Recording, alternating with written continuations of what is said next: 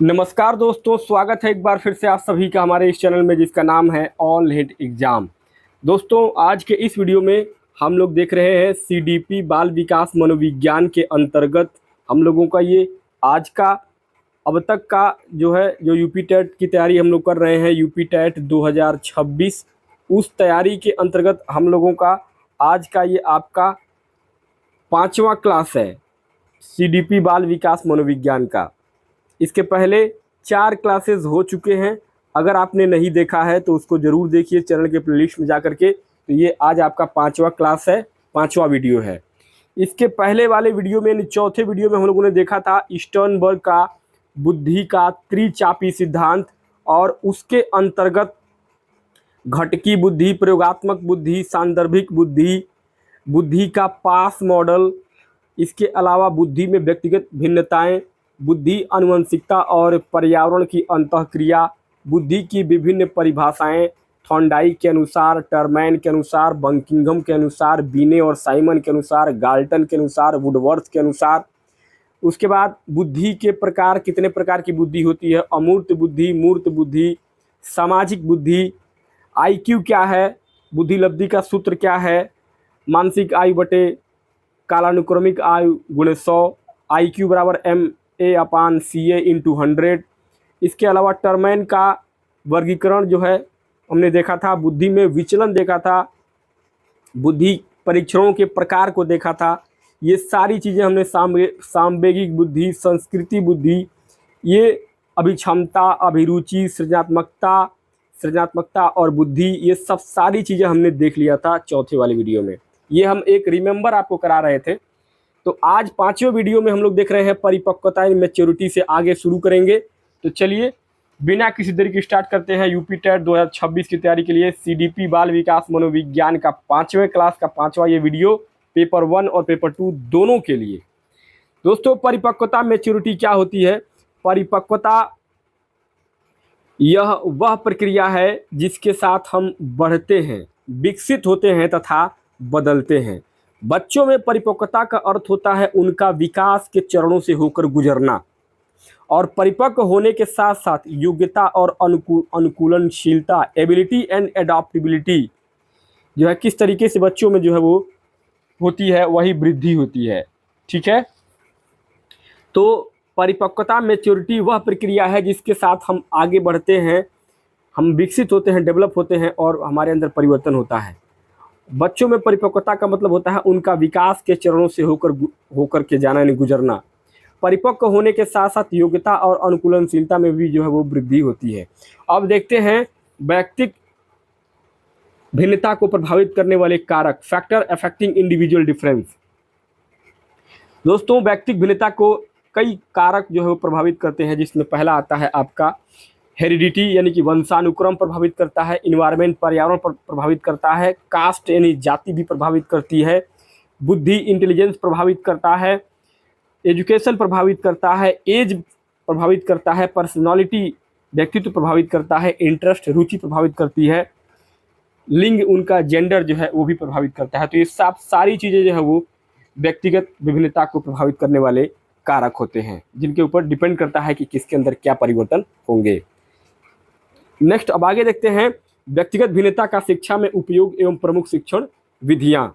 दोस्तों, व्यक्तिगत भिन्नता का शिक्षा में उपयोग की अगर बात करेंगे तो पाठ्यक्रम में विविधता यानी कि वैरायटी होती है, मूल्यांकन में भिन्नता होती है, शिक्षण विधि में विविधता होती है और बहुउद्देशीय विद्यालय होते हैं। तो ये वैयक्तिक भिन्नता का शिक्षा में उपयोग होता है, यानी शिक्षा में हम किस तरीके से व्यक्तिगत भिन्नता का उपयोग करते हैं।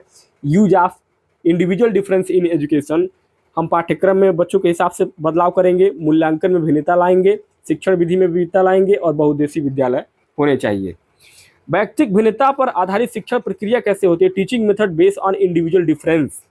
तो यहाँ पे डाल्टन क्या कहते हैं? डाल्टन विधि में इस विधि को हम हेलेन पार्क हर्स्ट के द्वारा बताया गया था, यानी कि इस विधि को, डाल्टन विधि को हेलेन पार्क हर्स्ट के द्वारा बताया गया था, और इसमें बच्चे को अपनी क्षमता और अपनी योग्यता के अनुसार कार्य करने की स्वतंत्रता यानी कि आज़ादी होती है।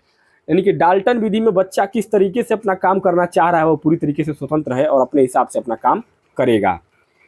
उसके बाद से दूसरा आता है आपका विनेटिका प्रणाली। विनेटिका प्रणाली, इसके प्रतिपादक हैं डॉक्टर बासबर्न, और इस विधि में बालक पाठ्यक्रम को छोटे छोटे भागों में बांट करके अध्ययन करता है, सीखता है विनेटिका प्रणाली में। यानी कि एक तरीके से कहें तो चीज़ों को डिवाइड करके छोटे छोटे टुकड़ों में सीखता है। तीसरा आता है आपका किंडरगार्टन प्रणाली। किंडरगार्टन प्रणाली के प्रतिपादक है फ्रोबेल, और ये अध्यापक को माली व छात्र को अविकसित पौधा मानते हैं। इनकी सोच जो है वो ये मानते हैं किंडरगार्टन प्रणाली में कि जो शिक्षक है वो एक माली होता है और वो बच्चे जो होते हैं वो एक अविकसित यानी कि एक नन्हे पौधे होते हैं जिनको डेवलप करता है शिक्षक, और बच्चों को खेल के माध्यम से सिखाया जाता है, बच्चों को खेल खेल में पढ़ाया जाता है, न कि उनके ऊपर प्रेशर बना करके। तो ये किंडरगार्टन प्रणाली होती है। इसके बाद आता है आपका चौथा मॉन्टेसरी प्रणाली। मॉन्टेसरी प्रणाली, इसकी प्रतिपादक है मारिया मॉन्टेसरी, और इन्होंने अपने स्कूल में कोई पाठ्यक्रम निर्धारित नहीं किया था। इन्होंने कोई पाठ्यक्रम अपने स्कूल में निर्धारित नहीं किया था, और अध्ययन की सुविधा के लिए 3 भागों में इसको बांटा था। पहला उन्होंने बांटा था कर्मेंद्रियों की शिक्षा, दूसरा ज्ञानेंद्रियों की शिक्षा, और तीसरा पढ़ने लिखने की शिक्षा। इस हिसाब से इन्होंने काम किया था अपने मॉन्टेसरी प्रणाली में, और मारिया मॉन्टेसरी जो है इसके प्रतिपादक थी मॉन्टेसरी प्रणाली की। पांचवा आता है आपका बेसिक शिक्षा प्रणाली। बेसिक शिक्षा प्रणाली की जन्मदाता है गांधी जी, महात्मा गांधी जी, और इन्होंने निःशुल्क शिक्षा और हस्तकला पर आधारित शिक्षा दी जाती है, इस पर इन्होंने जोर दिया था कि निःशुल्क शिक्षा और हस्तकला शिक्षा जो है वो दिया जाए, जो कि बेसिक शिक्षा प्रणाली है। और शिक्षा का जो माध्यम है वो मातृभाषा होनी चाहिए, यानी कि बच्चे को मातृभाषा में उसकी शिक्षा, पहली शिक्षा दी जानी चाहिए, और निःशुल्क यानी कि बिना किसी पैसे के शिक्षा दी जाए, शिक्षा फ्री हो।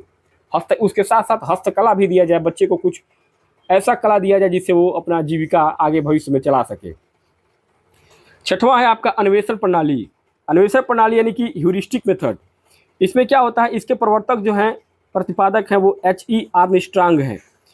इस प्रणाली में अध्यापक छात्र के सामने समस्या प्रस्तुत करता है तथा छात्र जो है उस समस्या का स्वयं समाधान खोजता है। इसे ही हम खोज प्रणाली या अन्वेषण प्रणाली भी कहते हैं। इसको हम खोज प्रणाली या अन्वेषण प्रणाली भी कहते हैं। ठीक है, चलिए आगे बढ़ते हैं। इसके बाद आपका अगला 7वां आता है आपका डेक्राली प्रणाली। डेक्राली प्रणाली में क्या होता है, इसके जन्मदाता हैं आपके डेक्राली, और डेक्राली प्रणाली में इसके अनुसार छात्र को उसकी योग्यता और रुचि के अनुसार विभक्ति कर लेनी चाहिए, यानी कि अपने आप को बांट लेना चाहिए तथा फिर उस प्रकार शिक्षा की व्यवस्था करनी चाहिए। यानी कि डेक्राली ये कहते हैं कि छात्र जिस योग्य है और जो उसका इंटरेस्ट है उस हिसाब से छात्रों को बांट लिया जाए। जो जिस फील्ड में जाना चाहता है उसको उस फील्ड में ही महारत हासिल कराया जाए, यानी कि वो उसी में आगे बढ़ेगा। ज़रूरी नहीं कि हर बच्चे की जो है शिक्षा में ही रुचि हो, किसी की खेल में है, किसी अन्य गतिविधि में है, तो जो जिस गतिविधि में जाना चाहता है, इंटरेस्ट है और उसकी योग्यता भी है उस चीज़ में जाने के लिए, तो उसको उस क्षेत्र में आगे बढ़ाया जाए। इसके बाद 8वां प्रणाली आता है आपका प्रोजेक्ट प्रणाली। प्रोजेक्ट प्रणाली, इस प्रणाली के प्रवर्तक थे किलपैट्रिक महोदय, और इस प्रणाली में छात्र अपनी रुचि से योजना का चयन करते हैं और प्रोजेक्ट के माध्यम से विभिन्न विषयों जैसे कि इतिहास, भूगोल की शिक्षा प्रदान की जाती है इसके अंतर्गत। तो प्रोजेक्ट प्रणाली में भी वही है कि छात्र जो है वो अपने इंटरेस्ट के हिसाब से, अपने रुचि के हिसाब से अपना योजना का चयन करेगा कि हमको क्या पढ़ना है, इतिहास पढ़ना है, भूगोल पढ़ना है, गणित पढ़ना है, विज्ञान पढ़ना है। तो ये भी जो है छात्र को स्वतंत्रता देता है। इसके बाद 9वां आता है आपका 9 नंबर पे अभिक्रमित अनुदेशन प्रणाली, यानी कि प्रोग्राम्ड इंस्ट्रक्शन सिस्टम। इसमें क्या होता है अभिक्रमित अनुदेशन प्रणाली में कि बच्चे को इसमें जो है टाइपिंग छूट गया था। तो अभिक्रमित अनुदेशन प्रणाली में क्या होता है कि बच्चे को मौका दिया जाता है, एक प्रोग्राम के हिसाब से एक प्रोग्राम करके दिया जाता है कि आपको यही पढ़ना है, कि आपको गणित पढ़ना है, आपको विज्ञान पढ़ना है, आपको कला पढ़ना है। तो ये एक प्रोग्राम तरीके से प्रोग्राम का इंस्ट्रक्शन करके सिस्टम बनाया था अभिक्रमित अनुदेशन प्रणाली में, जो कि एक तरीके से कहें तो बच्चे को स्वतंत्रता नहीं देता है। ठीक है, आगे बढ़िए। अब दोस्तों अगला आपका चैप्टर शुरू होता है। इसके पहले चैप्टर 1 में हम लोगों ने आज जो ख़त्म किया है, ये चैप्टर 1 यहाँ पे आपका पाठ 1 लेसन 1 समाप्त होता है। अब यहाँ पे पाठ 2 यानी चैप्टर 2 यहाँ से शुरू होता है। यहाँ से देखेंगे दोस्तों, मनोविज्ञान साइकोलॉजी का उद्भव और विकास परिचय। बाल विकास क्या होता है, बाल विकास को प्रभावित करने वाले कारक क्या होते हैं, साइकोलॉजी क्या है, मनोविज्ञान क्या है। दोस्तों मनोविज्ञान साइकोलॉजी का सबसे पहले प्रयोग किया था 1590 में रुडोल्फ गाल्काय ने। साइकोलॉजी शब्द का सबसे पहले प्रयोग किया था 1590 में रुडोल्फ गाल्काय ने, और उन्होंने साइकोलॉजी शब्द को 2 भागों में बांटा था। एक साइक यानी कि आत्मा, और एक लॉगस यानी कि विज्ञान यानी आत्मा का विज्ञान। यानी कि ये जो है, ये साइक जो शब्द है, ये कौन सा शब्द है, ये ग्रीक भाषा का शब्द है, ग्रीक शब्द है ये साइक और लोगस। तो साइकोलॉजी शब्द 2 ग्रीक शब्दों साइक यानी कि आत्मा और लोगोस यानी कि विज्ञान से मिलकर बना है, जिसका अर्थ होता है आत्मा का विज्ञान।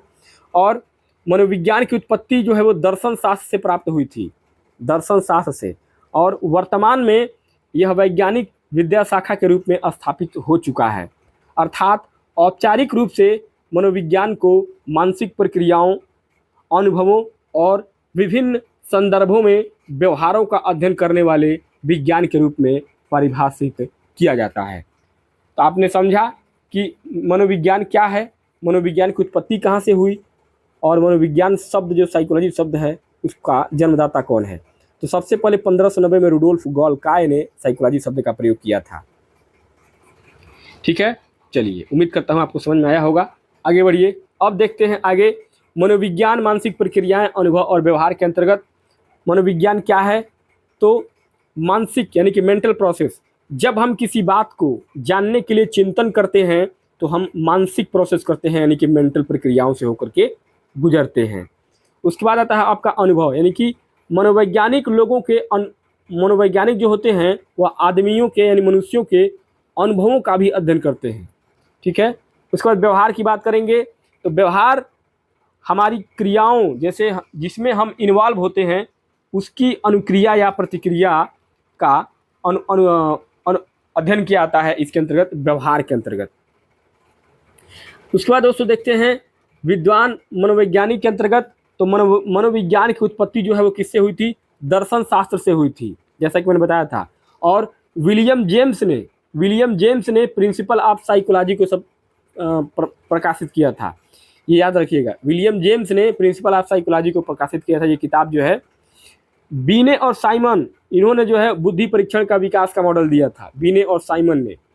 दुर्गांत Sinha, psychology in a third world country, the Indian experience, written by Durganand Sinha. इन दुर्गानंद सिन्हा ने कहा था कि साइकोलॉजी दुनिया की तीसरी देश है, और द इंडियन एक्सपीरियंस रिटन, यानी कि जो अपने जो इन्होंने लिखा था द इंडियन एक्सपीरियंस रिटन में, उनका जो बुक था दुर्गानंद सिन्हा का, उसमें उन्होंने कहा था कि psychology in a third world country, यानी कि मनोविज्ञान अपने आप में एक तीसरी वर्ल्ड कंट्री है।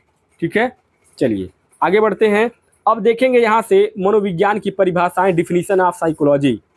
दोस्तों अलग अलग मनोवैज्ञानिकों ने मनोविज्ञान को अलग अलग रूप में परिभाषित किया है। किसने क्या कहा है मनोविज्ञान के बारे में वो देखते हैं। सबसे पहले विलियम जेम्स ने मनोविज्ञान के बारे में क्या कहा है। विलियम जेम्स ने कहा है कि मनोविज्ञान मानसिक जीवन का विज्ञान है। मनोविज्ञान क्या है, मानसिक जीवन का विज्ञान है। उसके बाद आते हैं जेबी वाटसन ने कहा था कि मनोविज्ञान व्यवहार का अध्ययन है। क्या है, मनोविज्ञान व्यवहार का अध्ययन है जेबी वाटसन के अनुसार। सी लेविन यानी कि कूट लेविन के अनुसार मनोविज्ञान क्या है, तो कूट लेविन कहते हैं कि मनोविज्ञान व्यक्ति व उसके पर्यावरण के बीच गतिशील अंतःक्रिया का अध्ययन है। यानी कि मनोविज्ञान व्यक्ति और उसके पर्यावरण के बीच गतिशील अंतःक्रिया का अध्ययन है। ये बातें कहते हैं कौन, कूट लेविन। उसके बाद चौथे नंबर पे आते हैं आपका कार्ल रोजर्स कहते हैं कि मनोविज्ञान संपूर्ण व्यक्ति का अध्ययन है, यानी पूरे व्यक्ति का अध्ययन है मनोविज्ञान। 5 नंबर पे आते हैं आर आर स्टर्नबर्ग कहते हैं कि यह मानव व्यवहार के सामाजिक व भावनात्मक पहलुओं का अध्ययन करता है मनोविज्ञान। इसके बाद आते हैं पी ब्लूम। ब्लूम ने कहा है कि मनोविज्ञान मानव स्थिति का अध्ययन है। क्या है? मानव के स्थिति का अध्ययन है मनोविज्ञान। तो ये मनोविज्ञान की परिभाषाएं हैं विभिन्न प्रकार के मनोवैज्ञानिकों के द्वारा। अलग अलग मनोवैज्ञानिकों ने मनोविज्ञान को अलग अलग तरीके से परिभाषित किया था। तो ये आप याद रखिएगा कि किस मनोवैज्ञानिक ने मनोविज्ञान की परिभाषा क्या दिया है। अब चलिए देखते हैं आगे मनोविज्ञान की अवधारणाओं का विकास। मनोविज्ञान की अवधारणाओं के विकास में अगर देखेंगे तो यह अवधारणा 4 आधारों पर दी जाती है। सबसे पहला आता है आपका आत्मा का अध्ययन यानी स्टडी ऑफ सोल। इसमें दोस्तों मनोविज्ञान की यह अवधारणा यानी आत्मा का अध्ययन यह बताती है कि मनोविज्ञान आत्मा का विज्ञान है।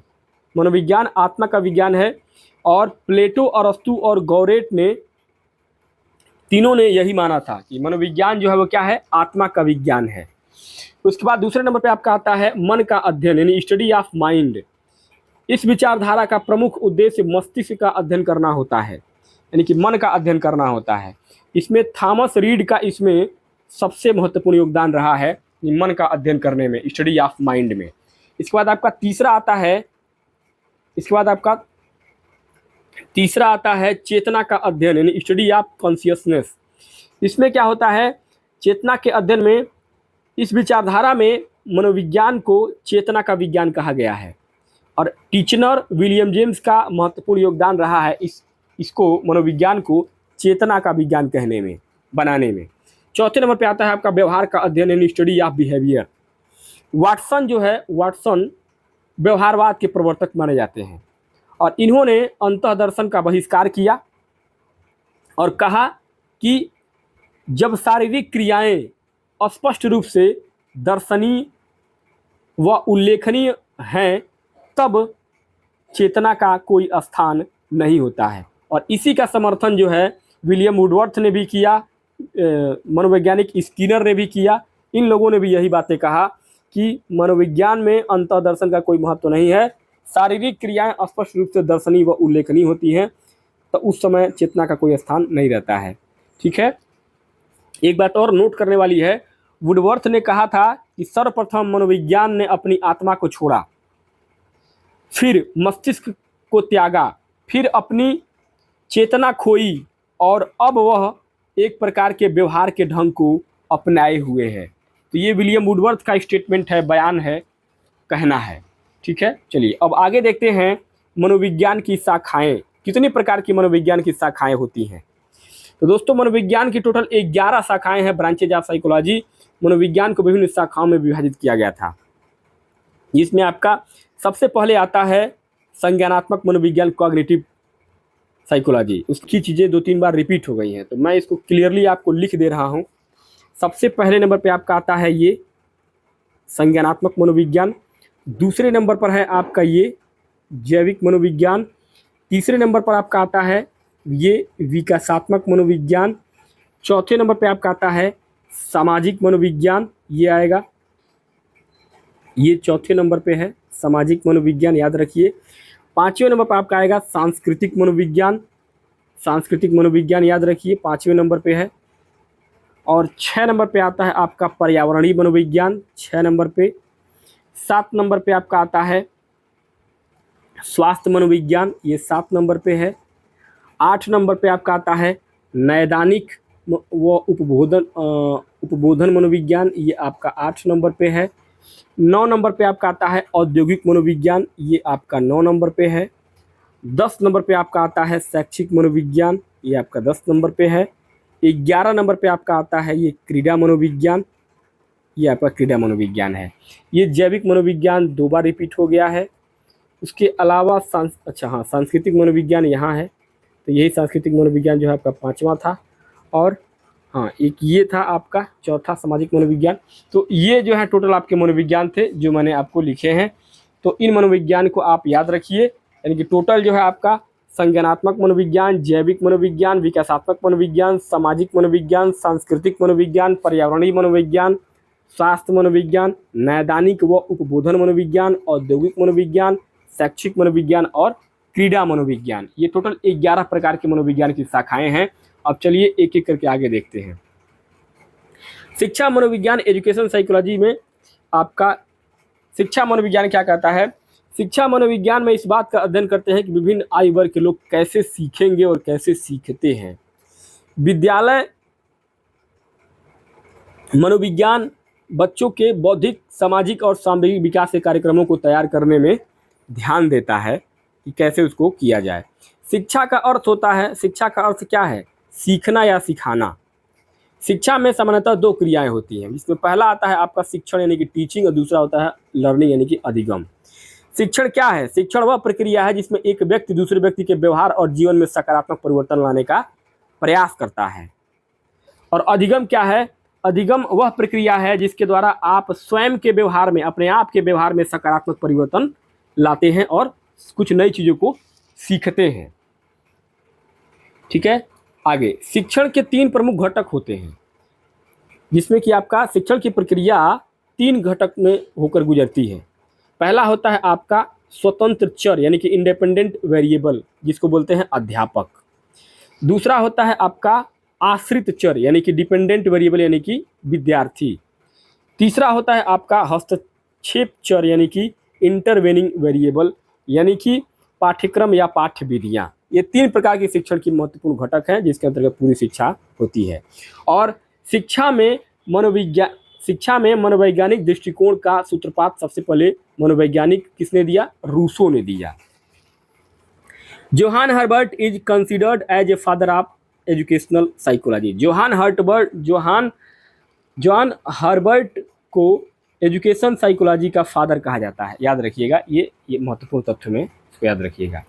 आगे अब देखते हैं शिक्षा की कुछ महत्वपूर्ण परिभाषाएं, जिसमें किसने क्या कहा है शिक्षा की महत्वपूर्ण परिभाषाओं में। डिफिनेशन ऑफ एजुकेशन, सबसे पहले महात्मा गांधी कहते हैं कि शिक्षा का तात्पर्य बालक और व्यक्ति के शरीर, मन व आत्मा की सर्वोत्तमता का सर्वांगीण प्रकटीकरण है। यानी कि शिक्षा का मतलब यह है कि बालक और व्यक्ति के शरीर में उसकी मन और आत्मा एकदम सर्वोत्तम तरीके से सर्वांगीण, जो जब बच्चा प्रकटीकरण करना शुरू कर देगा तो माना जाएगा कि बच्चा जो है वो सीखा है। पाणिनि क्या कहते हैं? ये भी पाणिनि बहुत बड़े शिक्षाविद थे। महर्षि पाणिनि कहते हैं कि शिक्षा का तात्पर्य उस प्रशिक्षण से है जो मनुष्य प्रकृति से प्राप्त करता है। यानी कि प्रकृति से जो मनुष्य प्राप्त करता है वही शिक्षा है। उसके बाद तीसरे नंबर पे आते हैं आपका हर्बर्ट महोदय कहते हैं कि शिक्षा अच्छे नैतिक आचरण के विकास का नाम है। यानी कि अच्छा नैतिक आचरण हो जाएगा तो उसको शिक्षा मान लिया जाएगा। अरस्तु कहते हैं कि स्वस्थ शरीर में ही स्वस्थ मन का विकास ही शिक्षा है। यानी कि स्वस्थ शरीर अगर आपका रहेगा तो उसमें स्वस्थ मन का विकास होगा और वही आपकी शिक्षा होगी। उसके बाद मनोवैज्ञानिक फ्रोबेल कहते हैं कि शिक्षा वह है जिसके द्वारा बालक की जन्मजात शक्तियाँ बाहर प्रकट होती हैं। ये मनोवैज्ञानिक फ्रोबेल जो है वो कहते हैं। तो ये तमाम तरह के परिभाषाएं हैं शिक्षा की, जिन विभिन्न प्रकार के मनोवैज्ञानिक और दार्शनिकों ने अपना अपना मत दिया है। आगे अब देखते हैं शिक्षा की अवधारणा और मनोविज्ञान का महत्व। शिक्षा की अवधारणा कॉन्सेप्ट ऑफ एजुकेशन में सबसे पहला आता है आपका दार्शनिक दृष्टिकोण। दार्शनिक दृष्टिकोण के अंतर्गत बालक की अंतर्निहित शक्तियों के साथ बहिर्गामी यानी कि आउटवर्ड प्रवाह करके सर्वांगीण विकास की प्रक्रिया होती है। यानी कि दार्शनिक दृष्टिकोण के अंतर्गत बालक की जो अंतर्निहित शक्तियां होती हैं उनको बाहर लाना ही एक तरीके से क्या होता है?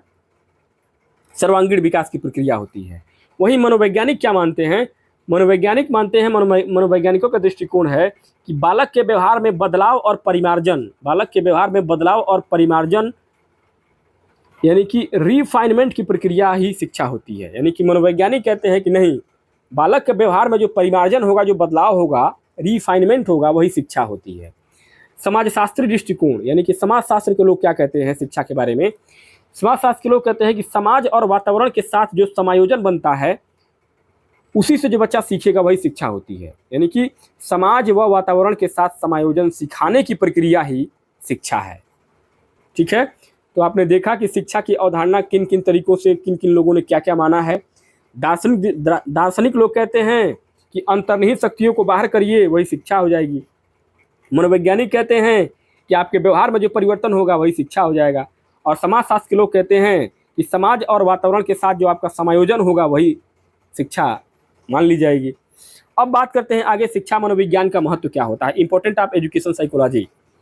तो अधिगम की प्रकृति को समझने में शिक्षा मनोविज्ञान का महत्व क्या है, अधिगम की प्रकृति को समझने में होता है, व्यक्तिगत भिन्नताओं को समझने में होता है, बच्चों की समस्याओं को समझने में होता है, पाठ्यक्रम के निर्माण में होता है और विशिष्ट बच्चों की शिक्षा में होती है। तो ये जो है आपका शिक्षा मनोविज्ञान का महत्व है। ठीक है, अब आगे देखते हैं बाल मनोविज्ञान, चाइल्ड साइकोलॉजी और बाल विकास। चाइल्ड साइकोलॉजी में दोस्तों बाल विकास, बाल मनोविज्ञान की वह शाखा है जिसके अंतर्गत बालकों के व्यवहार, स्थितियां, समस्याएं तथा उन कारणों का अध्ययन किया जाता है जिनका प्रभाव बालक के व्यवहार और उनके विकास पर पड़ता है। इसके अंतर्गत गर्भावस्था से लेकर के किशोरावस्था तक का संपूर्ण अध्ययन किया जाता है बाल मनोविज्ञान के अंतर्गत। बाल विकास क्या है, चाइल्ड डेवलपमेंट क्या है, तो ये आपका चाइल्ड साइकोलॉजी है और ये आपका चाइल्ड डेवलपमेंट है। तो साइकोलॉजी में आपने समझा है और अब देखते हैं चाइल्ड डेवलपमेंट में।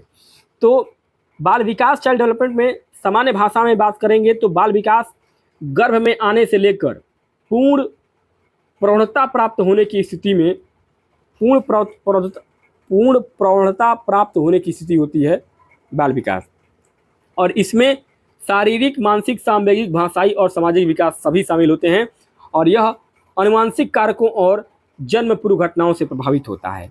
अर्थात सामान्य भाषा में कहा जाएगा तो बाल विकास गर्भ में आने से लेकर के पूर्ण प्रौढ़ता प्राप्त होने की स्थिति होती है और ये विकासात्मक परिवर्तन काफ़ी हद तक जन्म से पहले के जीवन के दौरान अनुवांशिक कारकों और घटनाओं से प्रभावित हो सकते हैं। इसलिए अनुवांशिकी और जन्म पूर्व विकास को आमतौर पर बच्चे के विकास के अध्ययन के हिस्से के रूप में शामिल किया जाता है और बालक की विभिन्न अवस्थाओं से गुजरता है। बालक विकास की विभिन्न अवस्थाओं से होकर गुजरता है। बालक का शारीरिक, मानसिक, सामवेगिक, भाषाई और सामाजिक विकास बाल विकास के अंतर्गत होता है। अब बात करते हैं आगे बाल विकास की परिभाषा। बाल विकास की परिभाषा में सबसे पहले अनेकों मनोवैज्ञानिक विद्वानों ने बाल विकास की अलग अलग परिभाषाएं दी हैं।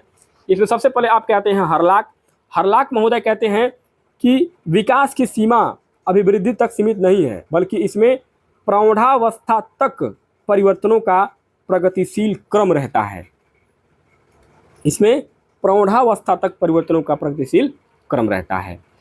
उसके बाद से आते हैं आपके मनोवैज्ञानिक मुनरो क्या कहते हैं कि परिवर्तन श्रृंखला की वह